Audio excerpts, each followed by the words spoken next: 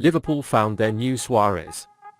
As Roberto Firmino's contract is about to expire, Liverpool continues to work to look to the future. Besides reshaping their midfield in 2023, they are likely to need another striker and could turn to Brazil for the answer. It's very important to add more depth and do a good job of finding a Firmino successor. It is also of great importance for Liverpool to rejuvenate the age of the squad. The Reds need good planning for the coming years.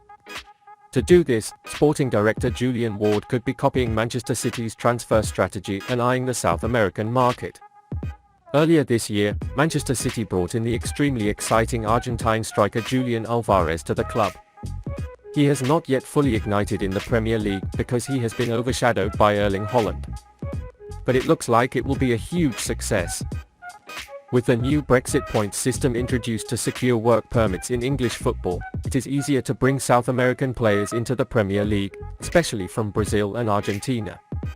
Liverpool is exploring the area extensively. They are in search of the likes of Darwin, Nunez, and Luis Diaz. Instead of waiting for their target to reach Europe before the club makes a move, they can go straight to South America to shop and snatch the player raw. Ward is looking to kickstart this new approach by making a move for 19-year-old Santos forward Marcos Leonardo next year. According to sources, the Italians Arsenal and Spurs are also willing to buy the player. However, Milton Neves claimed the young forward was on his way to Anfield. Speaking after Santos drew with Corinthians in early 2022, the presenter cited Liverpool as Leonardo's next target. The Corinthians avoided being beaten by the Santos boys yesterday. Going to Liverpool, Marcos Leonardo, this man is the new Romario. Hailing from the legendary club that produced names like Neymar and Pelé, Leonardo is unsurprisingly full of talent and glamorous flamboyance, but in similar comparisons he's more hardworking than Firmino's youth, but also the finishing touch of Luis Suarez. He's got quality and explosiveness.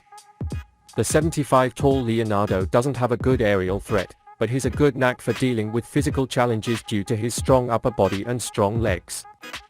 Once he has the ball, it makes it harder for the opponent to hit the ball, making him an ideal Premier League player. The young forward's dream destination in the future is England. It is not surprising that his physical properties are so good for him. But it might suffer a bit in Klopp's high-pressure game. Because let's say that Santos, the team he plays for, is not a team that wants to put pressure on the front. However, it is a fact that Klopp can develop this aspect in the best way in his hands. Leonardo has been a forward in his career so far, who comes alive when he has the ball on the offensive line. He's good at hitting defenders and beating them in one-on-one situations. An average of 3.08 dribbles per 90 minutes is relatively high for number 9. And the 57.6% success rate is a very welcome return. The young forward has 7 goals and 2 assists in 5 games for the Brazil U20 national team. He's been one of the best players in Brazil's top flight this season, raising the net 19 times and providing 5 more assists. Creatively, he's someone who doesn't go deep often and will catch the ball instead of provoking attacks. But still, if his teammates are in a better position, he's a player who plays when he has the ball up the court. Leonardo has the insight and vision that makes him very productive. He feeds well to get his teammates into scoring positions.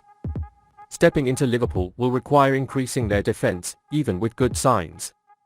But offensively, he seems like an absolutely brilliant Klopp player in terms of explosiveness, physical strength and brutality in the third zone.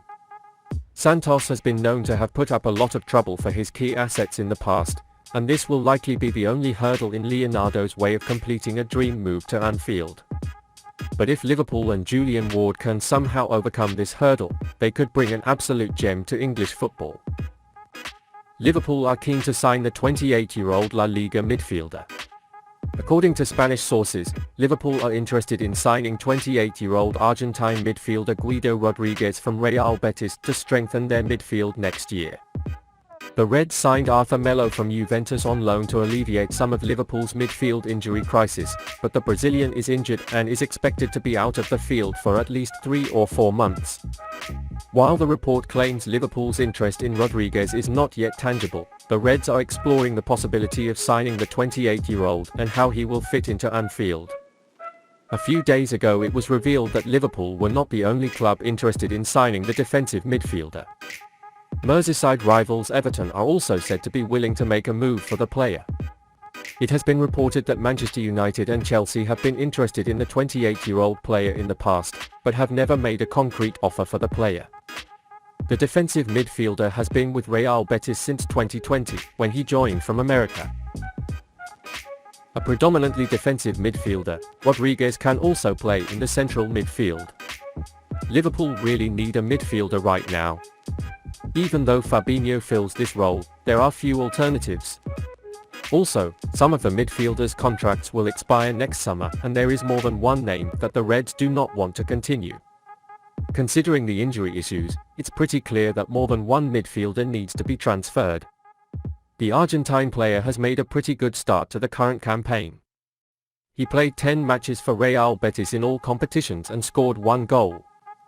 Rodriguez also made 25 appearances for the national team and scored 1 goal. Rodriguez is also expected to be in the national team squad for the World Cup in Qatar.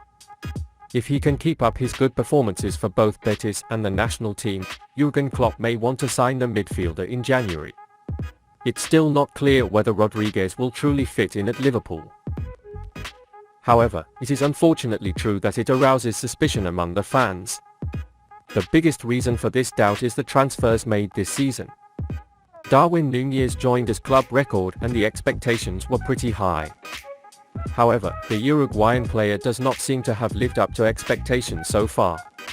To look further, the Arthur Melo scandal. The player could not find time at Juventus anyway, and an unprepared player came to Anfield urgently.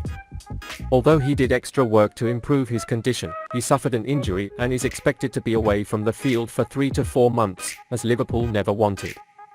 The fact that all this is in the same season makes the fans worry about the next transfer. Do you think Guido Rodriguez is the right name for Liverpool? Jürgen Klopp is in trouble with injuries.